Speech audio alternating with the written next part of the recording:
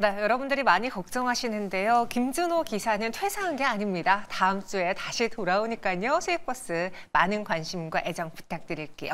네, 현재 시간 2시 10분 지나고 있습니다. 그 시장 안에서 우리가 봐야 될 것들 하나씩 투자 뉴스를 통해서 팩트체크하는 시간 가져보도록 할게요.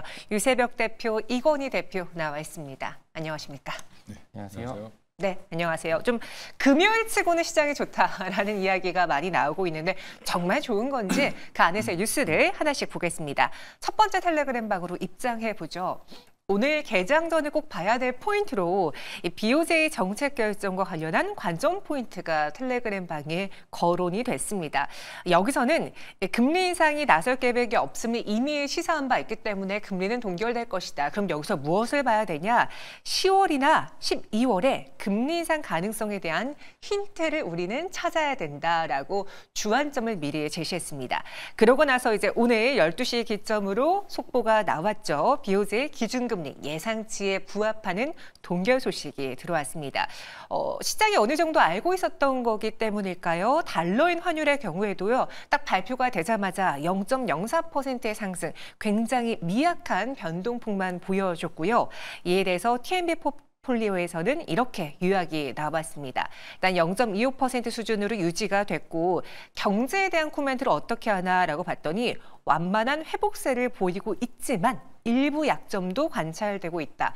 최고의 호황 상태는 아니지만 그렇게 우려할 만한 사항도 아니다라고 좀 애매하게 볼 수 있을 것 같습니다. 물가 인플레이션과 관련해서는 일단 추세적으로 점진적으로 상승할 것으로 인플레이션 기대치가 오를 것으로 보여지고 있고요.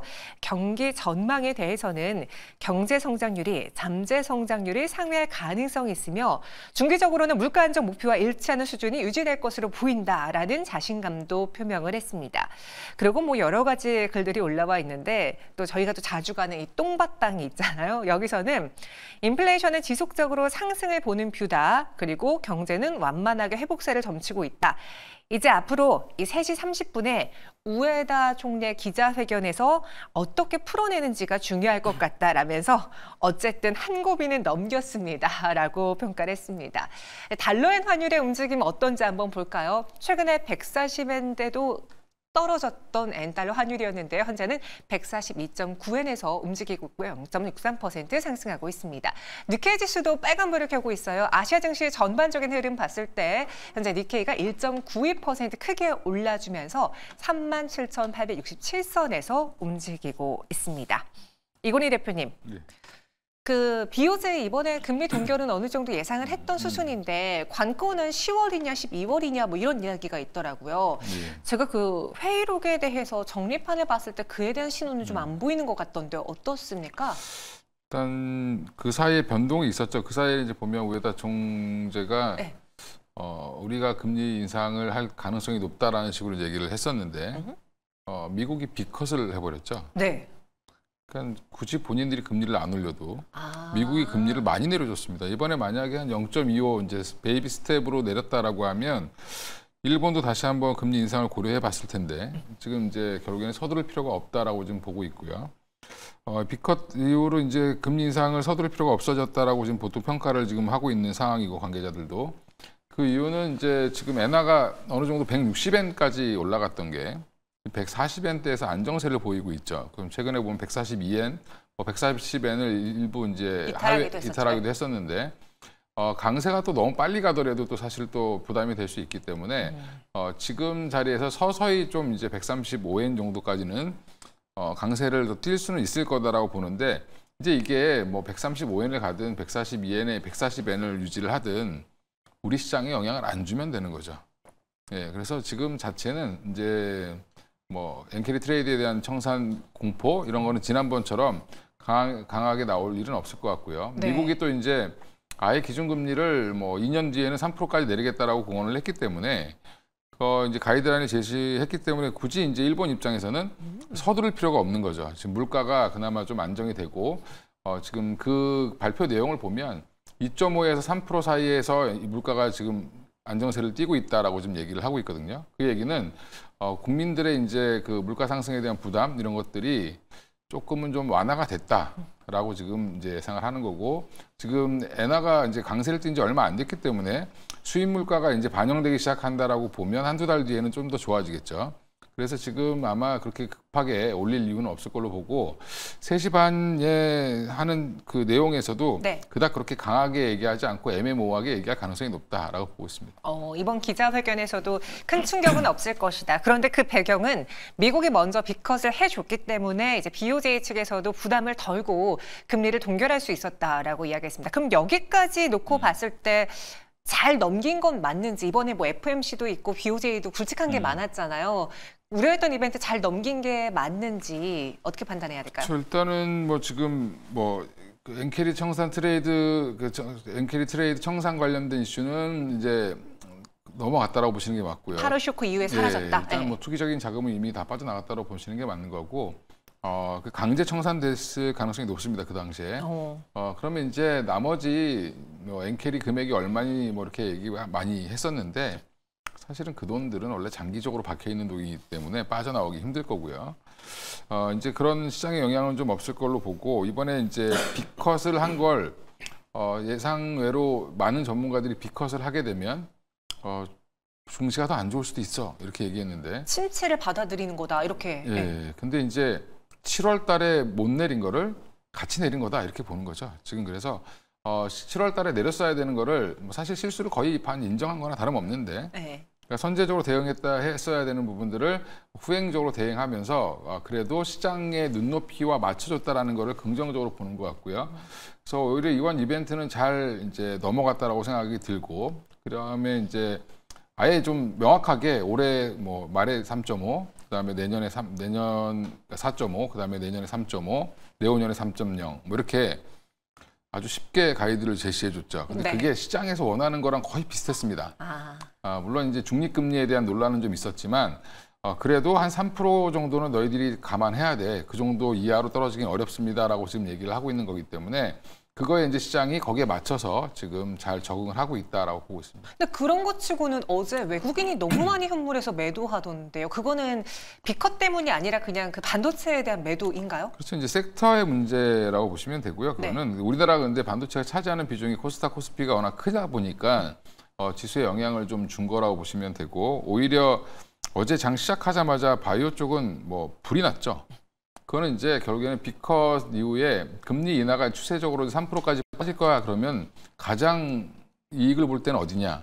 금리 인하 수혜주들은 굉장히 많지만 제일 빨리 눈에 들어오는 거는 사실은 제 그동안 좋았던 바이오의 쏠림이 더 많이 나오는 거고, 그게 이제 오늘까지도 계속 이어지고 있다라고 보시면 될 것 같습니다. 네, 이건희 대표님은 잘 넘겼다라고 평가를 했는데 유세벽 대표님의 생각도 같은지 궁금합니다. 어떻게 판단하십니까? 저는 지금 우선은 잘 넘겼다라는 의견에는 동의를 하고요. 네. 근데 지금 우선은 우에다 총리 이거 기자 핵심 성명서를 보게 되면은 어쨌든 직접적으로 인상할 거다라는 얘기는 없어요. 내용은 없는데 앞으로 중장기 CPI가 상승한다라는 부분을 언급을 했다라는 것이 좀 걸리는 부분이고요. 물가가 상승을 하면 결국에는 금리를 올려야 되거든요. 그렇기 때문에 일본이 지금 워낙 저성장이 오래 지속되면서 물가 상승을 일반 서민들이 버티기 어려운 상황임은 맞습니다. 그렇기 때문에 물가 상승에 굉장히 민감하게 대응할 것이고, 그리고 장기적으로 인상 가능성을 내비쳤다라고도 해석을 할 수가 있기 때문에 당장에 이번 연도에 금리 인상을 한다라는 부분은 언급되진 않았지만 장기적으로 봤었을 땐 올라가긴 올라갈 거다. 그렇기 때문에 이제 일본 증시 같은 경우에 이제 BOJ 이런 것들에 대해서도 우리가 이제 촉각을 곤두서야 되는데, 우선은 지금 9월달, 10월달 정도까지는 그래도 이런 문제들은 이제 한시름 놨다라고 보고 있고요. 네. 그리고 가장 중요한 거는 누가 뭐라 그래도 지금 BOJ도 있겠지만, 근데 저는 미국 경기 침체라고 생각을 합니다. 여기에 이 우려감, 이런 것들이 가장 강하게 시장을 좀 이렇게 흔들 수 있는 변동성 요인이 될 거라고 보고 있고요. 네. 우리나라가 가장 직접적인 타격이 있겠죠. 아무래도 일본 증시는 타격을 좀 많이 덜 입을 수는 있겠지만, 아시아 증시에서는 우리나라 투자 매력도가 굉장히 떨어져 있는 상황에서 미국이 금리 인하를 했고, 만약에 여기에서 이제 오늘 이제 기자회견이 나오는데 거기에 어떤 발언들이 나올지 한번 관심 있게 지켜보자라고 이렇게 코멘트를 마치겠습니다. 유세벽 대표님의 경우에도 일단 한시름 잘 넘겼고, 물론 추후에 금리는 인상하겠지만 과격한 스탠스가 아니다라는 건 동의하셨어요. 근데 그보다 문제는 지금 미국 경기 침체에 대한 우려라고 했는데 네. 이게 우려냐 아니면 경기 침체냐에 따라서 해석이 다를 수가 있잖아요. 우려는 뭐 미리 할 수 있죠. 그런데 그렇죠. 침체가 와버리는 순간은 이거는 우려의 그 선을 넘어버리는 상황인데 개인적으로 과한 우려라고 판단하십니까? 아니면 진짜 우리는 경기 침체를 대비해야 되는 하락장을 좀 대비해야 되는 시기라고 판단하십니까? 지금 당장은 아니라고 생각을 합니다. 지금 당장에 뭐 이제 실업 지표도 괜찮게 나왔고 네. 그러면은 이제는 우리가 관심을 가져둬야 되는 게 CPI라던가 뭐 여러 지표 발표들도 있겠지만 지금 이제 9월 달 잘 넘어갔고 왜냐하면 이번 연도에 11월에 대선이 있습니다. 그때까지 불확실성은 분명히 변동성을 키우는 요인이 될 거라고 보고 있어요. 근데 개인적으로 이제 박스권이었던 지난번에 다 지나갔었었죠. 8월 5일 굉장히 큰 충격이 왔었었는데 그 이후에 강하게 반등을 해줬고 다시금 눌림이 왔다가 지금 미국 증시는 연일 최고가를 경신을 하고 있습니다. 이런 흐름들이 지속이 된다라면 우리나라 증시도 지금은 이제 박스권 움직임을 좀 보여주면서 괜찮게 흘러가지 않겠나라고 예상을 하고 있습니다. 그럼 개인적으로 이세벽 대표님은 9월에 참 거래 절벽 이야기까지 나왔잖아요. 근데 저도 사실 그래요. 다들 뭐 통상적으로 9월에 시장이 안 좋았다라고 했고 연휴도 많았고 여기에 우리가 확인할 이벤트도 많아서 거래할 만한 의향이 크지 않았습니다. 근데 이것이 해결된 상황에서 일단 한시름 놓았다라고 했으니까 9월 말부터는 거래가 다시 좀 활발하게 이루어질 수 있을까요? 솔직하게 이거는 굉장히 조심스러운 부분인데 네. 어쨌든 간에 지금 현물 시장에서는 외국인들이 팔고 있어요. 근데 선물 시장에서는 사고 있습니다. 이 말은 지금 지수를 들어 올리겠다라는 얘기로 해석을 할 수가 있겠거든요. 저는 그렇게 생각을 합니다. 지금 선물 시장에서 매수세가 들어온다라는 부분들은 투자 매력도가 낮은 지금 굉장히 저평가 국면에 있는 우리나라 증시 지금은 사 모아 가려고 지금 액션을 취하는 것 아닌가라고 생각을 하면서 패시브 자금들이 들어온다라면은 저는 우리나라 증시가 다시 한번 쭉 치고 올라갈 수 있지 않을까. 2,600포인트를 지금 발판 삼아서 갈 길이 남았다라고 생각을 합니다. 네, 그래서 두 분 모두 다 오늘 시장에 대해서는 한시름을 좀 덜었다라고 표현을 했고요. 여기서 오늘 그럼 3시 30분에 우에다 총재 기자회견에 파격적인 이야기가 나올까?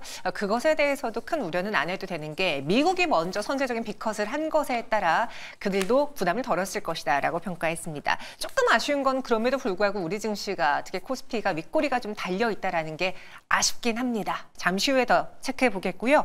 이번에도 두 번째 텔레그램 방 들어가 볼게요.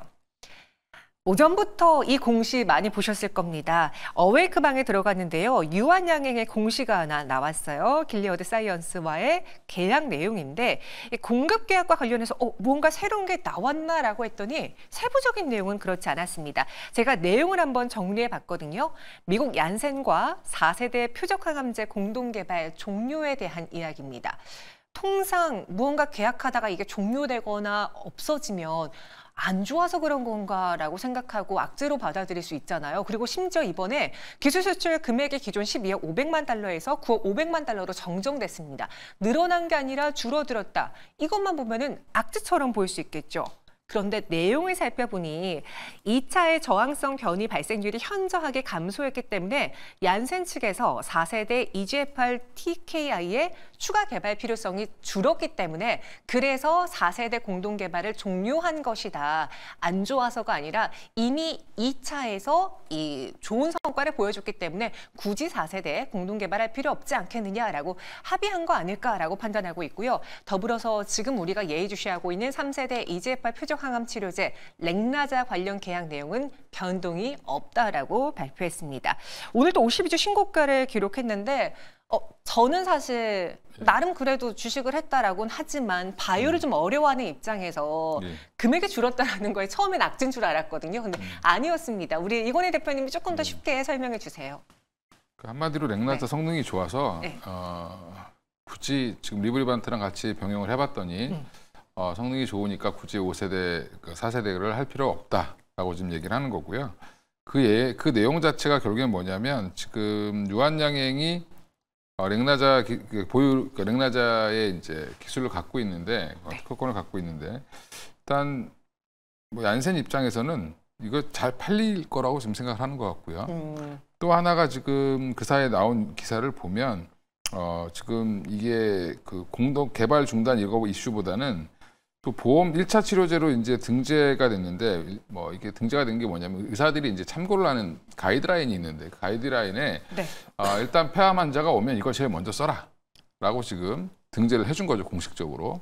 그러니까 1차 치료제로 FDA 승인을 받고 이제 미국 같은 경우는 보험이라든지 보험회사랑 이제 병원과 이제 관계가 있는데 거기에 이제 가이드라인에 올라갔다라는 게 굉장히 중요하고요.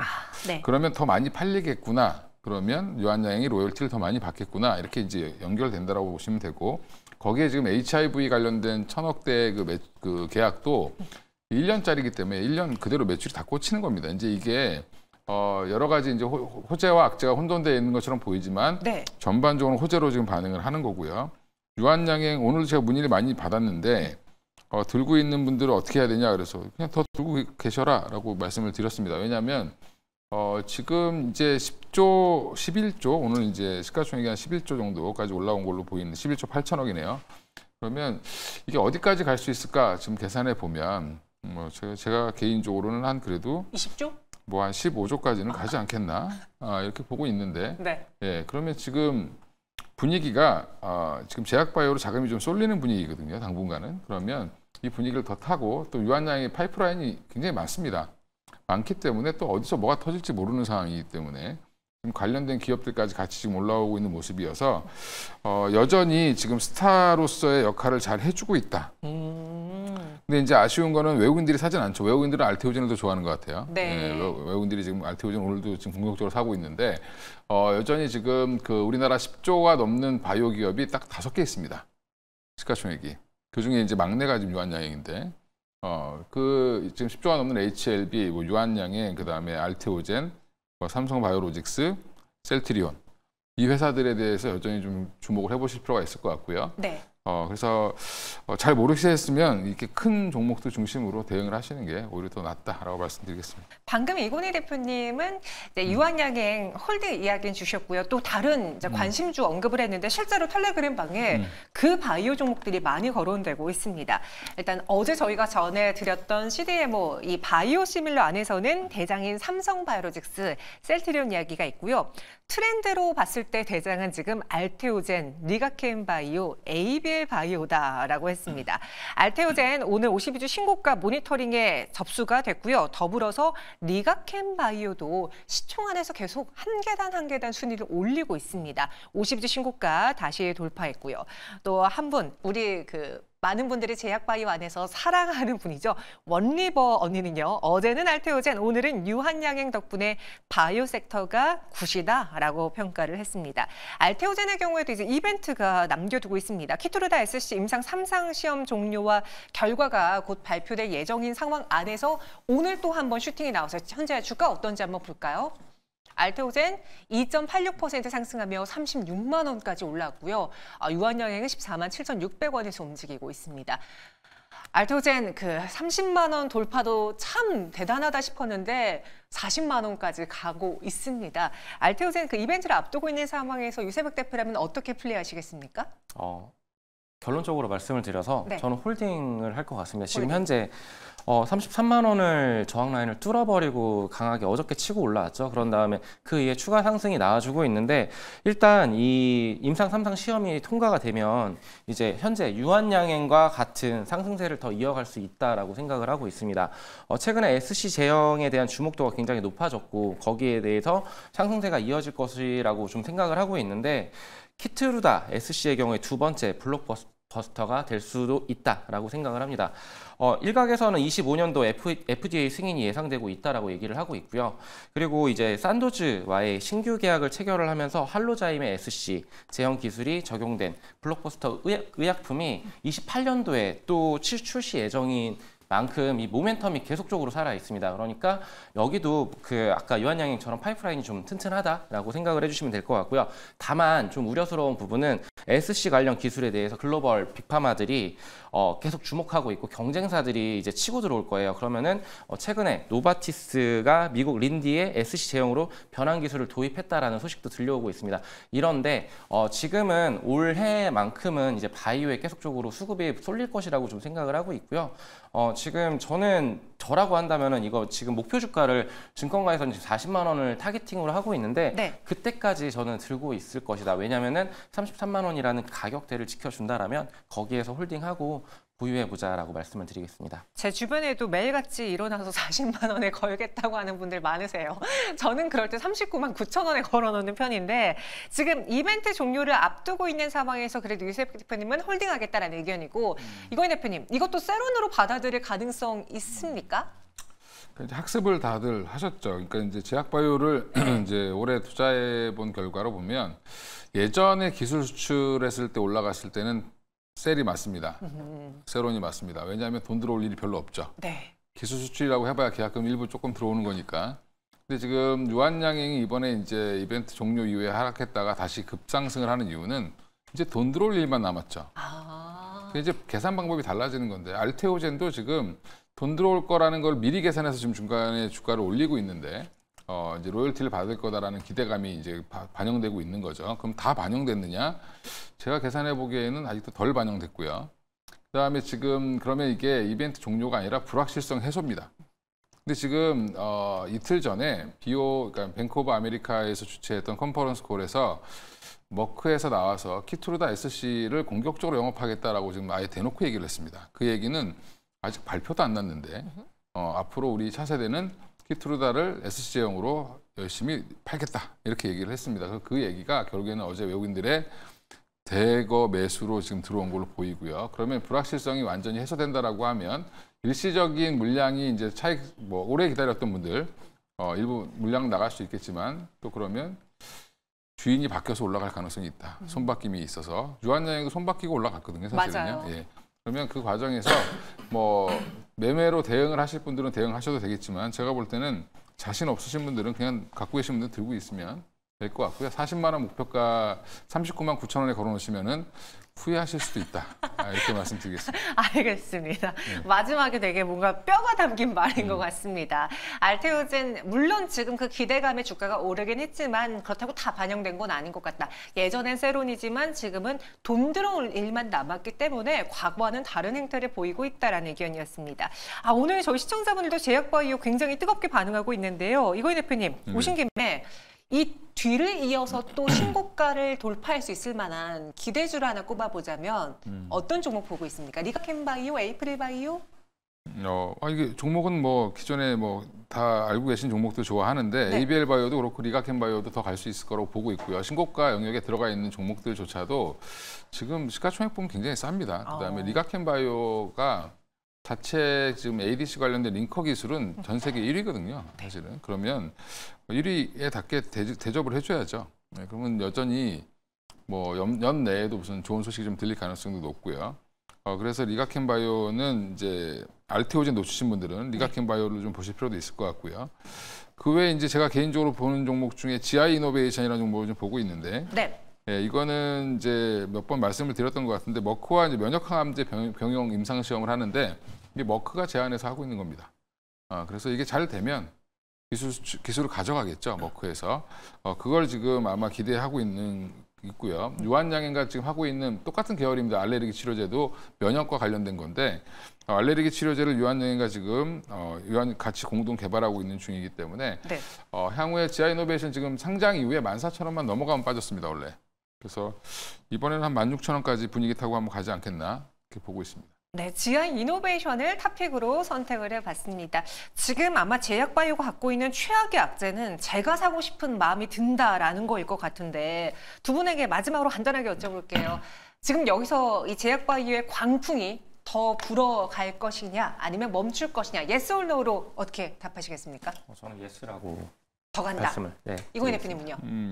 가겠죠, 더. 예. 근데 좀 뜨뜻미지근하게 말씀하시네요.